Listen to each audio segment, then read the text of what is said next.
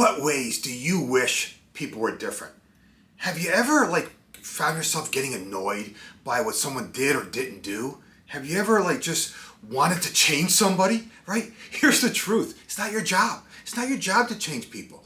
To be an authentic leader, you must meet your team where they are, not where you are.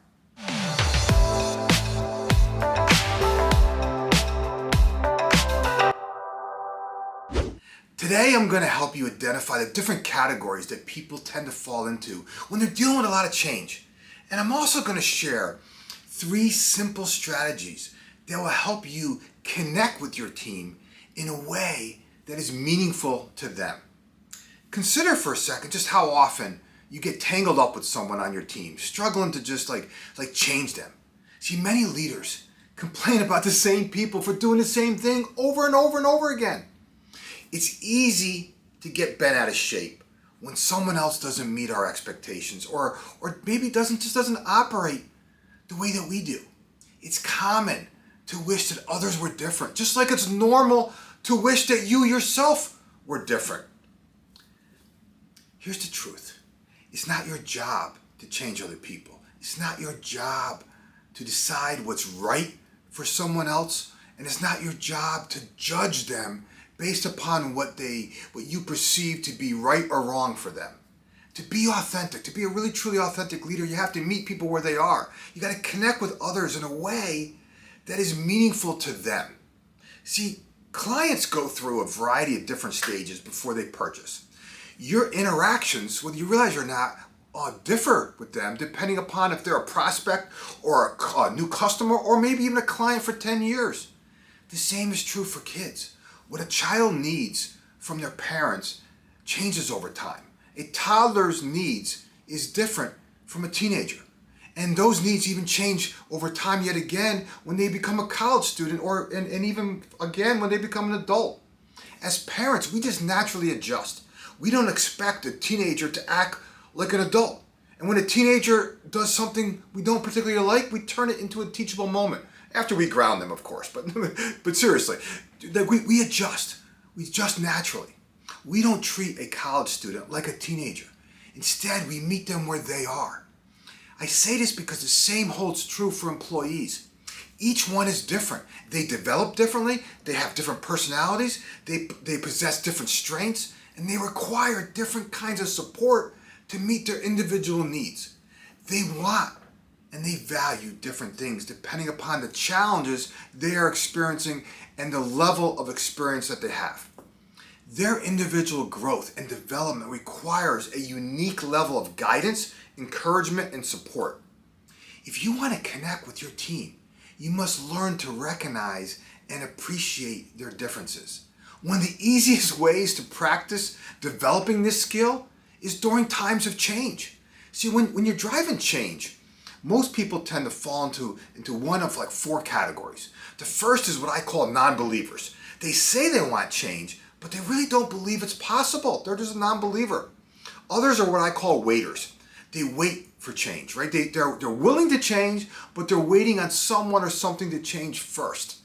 Another category people fall into is what I call drifters. They want change, they're willing to change, but they lack the discipline to change. They drift, right?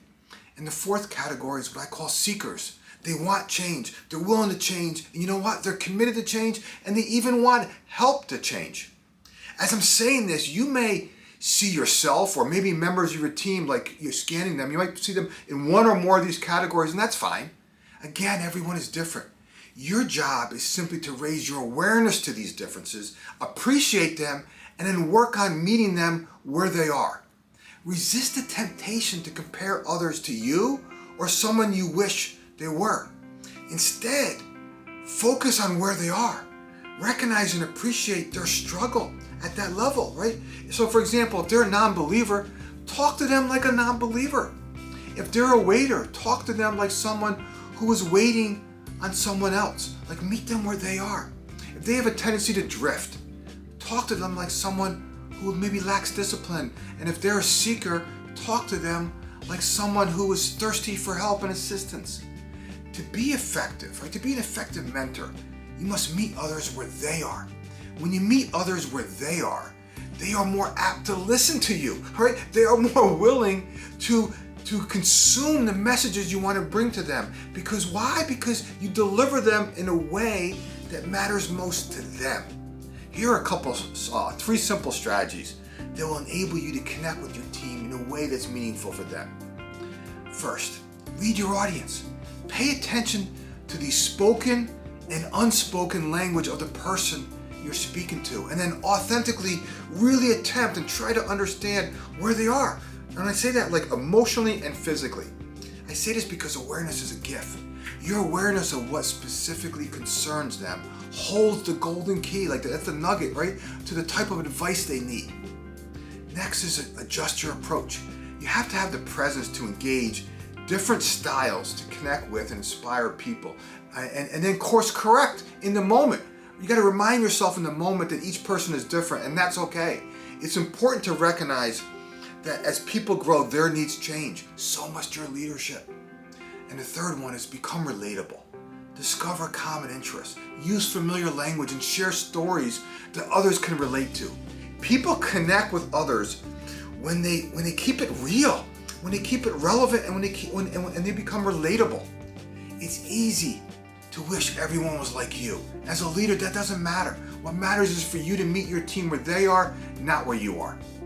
Okay, if you like this video, do me a favor, give it a thumbs up, share a key takeaway in the comments, and of course subscribe, because each week I'm sharing content to help you and your team embrace change, focus your efforts, and accelerate results. Remember, you're just one idea away, one simple idea. Maybe it's something that was said here in this video, maybe it's something that seeds you with a new thought, but remember, you're just one idea away.